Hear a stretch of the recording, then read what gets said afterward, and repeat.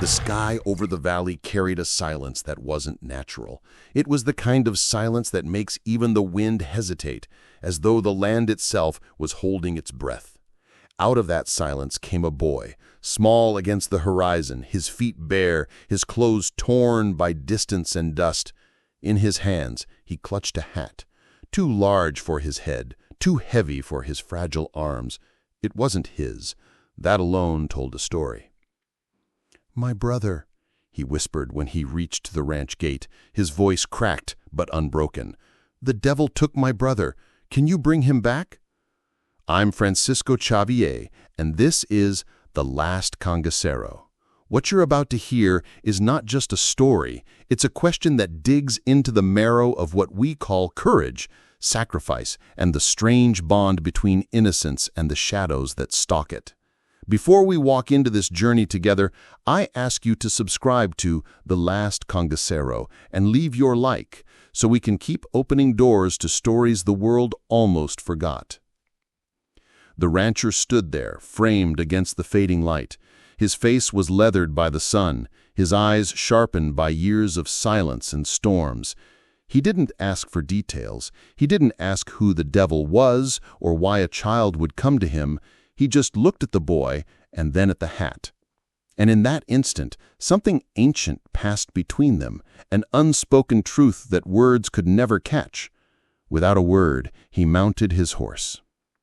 The boy watched as the rider disappeared across the valley, dust lifted like ghosts behind him, and all the boy could do was wait, his heart pounding with a rhythm he didn't understand. He had asked for the impossible, yet the man had ridden as if it was nothing more than a duty. What does it mean when a stranger carries your hope like it's his own? Night fell over the ranch. The boy sat by the wooden fence, staring at the stars with eyes too heavy for someone so young. He held the hat tight, as if it were the last piece of his brother he could still touch. He thought of the moments they shared, the laughter, the games, the whispers before sleep, and he wondered if the devil now mocked those memories in the dark. But there's something about faith. It doesn't always wear the clothes of religion. Sometimes it looks like a tired rancher riding through a valley, refusing to let the night claim another child. The rancher moved like a shadow himself. He knew the land, the secret paths where the earth cracked open like wounds, the caves where sound carried too far, the rivers that ran black at night. He followed signs that others would have missed, a footprint too deep for a child, a broken branch bent the wrong way, the faint echo of crying swallowed by wind. As he pressed deeper into the valley, he thought of his own past, the nights when silence sat heavy in his chest, when he had to bury names that no one spoke anymore. People said he was a man who lived without fear, but he knew the truth. He simply carried more ghosts than most. And maybe, just maybe, he believed that saving another child could silence at least one of those ghosts. Back at the ranch, the boy whispered to himself, "What if he doesn't come back? What if the devil takes him too?" His voice cracked against the emptiness, and only the crickets answered. Have you ever waited for something knowing that if it failed, your entire world would collapse? That was the weight the boy carried that night. The valley was darker now. The rancher lit no lantern. He rode by instinct, his body tuned to the whispers of the land. He could feel it, the presence of something not human, something that had taken root where shadows lingered too long. When he found the cave, the air grew cold. It wasn't the kind of cold that comes from the earth. It was the chill of something watching, something waiting. The horse pawed the ground nervously, but the rancher dismounted and walked forward, his steps slow, steady, unafraid. Inside, there were voices, children's voices, not crying, not screaming, but singing, softly, eerily, as if someone had taught them a lullaby made of sorrow. And there, hidden by the dark, he saw them. 4 figures. The boy's brother and 3 other children, their faces pale, their eyes hollowed by something more than fear. The devil had not just taken them, he had hidden them. The rancher's jaw tightened. He knew what it meant when the devil kept children close. It was never about possession. It was about breaking hope itself. What if your whole life was a closed book and all people ever saw was the cover? That was the look in the children's eyes, as if they had already been erased by the world. The rancher stepped into the cave, and when he did, the singing stopped. The silence that followed inside the cave was heavier than any sound could have been. The rancher stood in the threshold, the dim light from the valley painting his outline against the stone. 4 pairs of eyes looked at him, lost, uncertain, caught between recognition and fear. He lowered his voice, steady and calm. "I came for you." The children didn't move. Their small bodies trembled, their hands clutching each other as if letting go meant falling into the abyss. Behind them, the darkness pulsed like something alive. It was said that the devil never truly showed himself in full. He was a presence, a breath, a thought sliding into your mind until you believed it was your own. The rancher knew better than to challenge him with words. Instead, he reached into his pocket and pulled out a small token, a silver cross worn smooth by years of use. He didn't raise it like a weapon. He simply let it shine faintly in the dark, a reminder that even in silence, light exists. The boy's brother blinked, and for the first time recognition flickered across his face. His lips trembled. He said no one would ever come. The rancher crouched down, eyes leveled with the children. He was wrong. A growl rumbled deep within the cave, not an animal, not a man, but something caught between both. The ground seemed to hum, the air thickening, pressing against the lungs. The children gasped, their fear rising like a tide. But the rancher did not step back. He stood tall, his hand still open, the silver catching what little light dared to enter. "Come," he said simply. The first child stepped forward, then another. The devil did not block them. He never blocked, he tempted. He whispered, he twisted the will of those too fragile to resist. Yet the presence thickened, wrapping the cave in dread. The rancher knew the hardest step would be the last. The boy's brother lingered, torn between the promise of freedom and the chains of fear. He shook his head, whispering words that weren't his own. "He'll follow. He always follows." The rancher placed a hand on the boy's shoulder. His voice was low, firm. "Then let him follow, but you will not stay." Something cracked in the air, like thunder with no sky. The boy's legs gave way, but the rancher lifted him, cradling him as if he were his own blood. He turned and led the children out of the cave. Outside, the valley stretched wide and endless. The stars burned brighter, though the air still carried that heavy silence. The children clung to each other, their faces lit by the faint moonlight. For a moment, it felt as though they had escaped. But escape is never that simple. From behind, the cave exhaled. A cold wind swept the ground, circling them like a predator. The horse reared, its eyes wild with fear. The rancher tightened his grip on the boy and helped the others mount quickly. "Hold on," he ordered. His voice carried the weight of command, the kind children instinctively obey. They rode hard across the valley, the rancher leading, the children clinging to the saddle with desperate strength. The night air cut against their faces, and with every hoofbeat, the devil's presence followed, unseen but felt in the marrow of their bones. At the ranch, the boy who asked for his brother waited by the fence.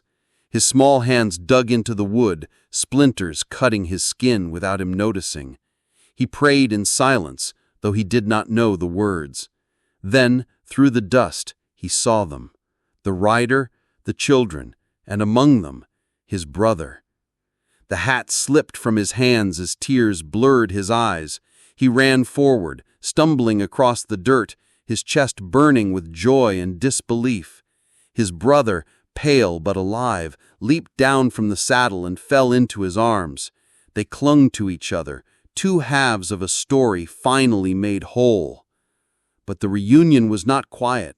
From the valley, A cry rose, a sound that clawed at the sky, neither beast nor man. The devil was not finished. The rancher's eyes narrowed. He dismounted slowly, his boots pressing into the earth with deliberate calm. He knew the valley's curse had not been broken, it had only been challenged. And sometimes, challenging the devil meant inviting him closer. The children huddled near the barn, their small bodies shaking but safe in the glow of lanterns now lit across the ranch. The boy clung to his brother, whispering promises that neither truly believed yet. The rancher looked across the valley. Shadows shifted unnaturally, forming shapes that melted into one another. He knew this was not over. He had brought them home, but the devil does not surrender what he claims without demanding something in return. And the rancher, he had already paid too many prices in his life to walk away now.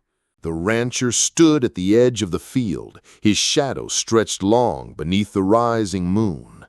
Behind him, the children clung to the safety of the barn light. Ahead, the valley shifted as if alive, shapes moving where nothing should move, whispers crawling on the wind. The devil was near. But he wasn't a figure of horns and fire. He was the voice that told the boy no one would come for him. He was the weight that made a brother believe rescue was impossible. He was despair given shape, feeding on silence, breeding in fear. The rancher had seen him before, though not always with the same face. Years ago he had lost his own blood to the same shadows, children who never returned, voices swallowed in the night.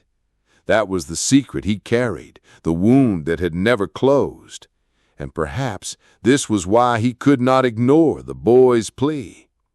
What if your whole life was a closed book, and all people ever saw was the cover? The rancher thought, his jaw tightening. He knew what it meant to be judged only by the scars on his skin, the silence in his eyes. Yet here, in this moment, he wasn't just a rancher. He was the last wall between innocence and the thing that feasted on it. The ground trembled. The children gasped, clutching each other tighter. Then, out of the shifting dark, a shape began to rise. Not flesh, not bone, something older, more terrible. Eyes burned like embers, countless and everywhere. The air thickened, pressing the lungs until each breath felt stolen. The rancher did not flinch. He took one step forward, his boots steady against the trembling soil. "You can't have 'em," he said. His voice was low, but it carried across the valley like a hammer against stone. The devil laughed not in sound, but in the marrow, in the cracks of the soul. The children screamed as shadows darted toward them, hands without form, mouths without faces. The rancher's hand moved to his belt, not for a weapon, but for a rope worn and frayed. He threw it onto the ground, forming a circle around himself. Old words whispered from his lips, words he had learned long ago from a woman who once told him that protection was not always in steel or fire, but in the faith you carried. The shadows recoiled at the edge of the circle, hissing, twisting. The devil pressed closer, the weight of his presence so strong the earth itself began to crack. The rancher raised his hand, palm open. "If you want someone," he growled, "take me." The boy, still clutching his brother, cried out, "No!" His small voice pierced the night, raw and desperate. The devil paused. That was his weakness. Love spoken aloud, a bond that refused to be broken. The rancher's chest ached as he heard it, for he remembered his own children's voices long gone. He felt the wound tear open again, but this time it was not grief, it was strength. The devil lunged, shadows poured over the rancher, swallowing him in a tide of black. The children screamed, the boy's knees buckling as he clutched his brother tighter. For a moment it seemed the devil had won, that the last light had been smothered. Then, from within the darkness, a fire erupted, not a flame, but a memory. The rancher's voice roared, not in fear, but in defiance. Every ghost he had carried, every name he had buried, rose with him. He stepped forward out of the shadows, his body battered, his eyes burning with something older than the devil's lies. And behind him, the darkness broke. The devil screamed, a sound that split the sky, tearing clouds into ribbons. His form shattered, dissolving into the wind, scattering across the valley like ash. The earth quieted, the air grew lighter, and the stars returned to their rightful brightness. The rancher stood trembling, his hat gone, his clothes torn, but his eyes fixed only on the children. He walked back to them slowly, each step heavy but unbroken. The boy rushed to him, his face streaked with tears. "You brought him back," he whispered, clinging to his brother's hand. "You brought 'em all back." The rancher looked at the children huddled around him, 4 pairs of eyes once hollow, now alive again. The ranch that had been silent for so long now echoed with voices, laughter cracking through tears, the sound of life returning. And for the first time in years, the rancher felt something stir inside his chest. It wasn't victory, it wasn't pride, it was peace. The devil had taken much from him, but this night he had stolen back something the devil could never claim: hope. As dawn broke, the valley looked different. The shadows seemed less sharp, the air warmer, the earth softer. The rancher leaned on the fence, watching the children chase the sunrise, their bare feet kicking up dust and their laughter breaking the silence. He closed his eyes, whispering words meant only for himself, because sometimes what got left behind is exactly what could have changed everything. And in that moment, the ranch was no longer haunted. It was alive.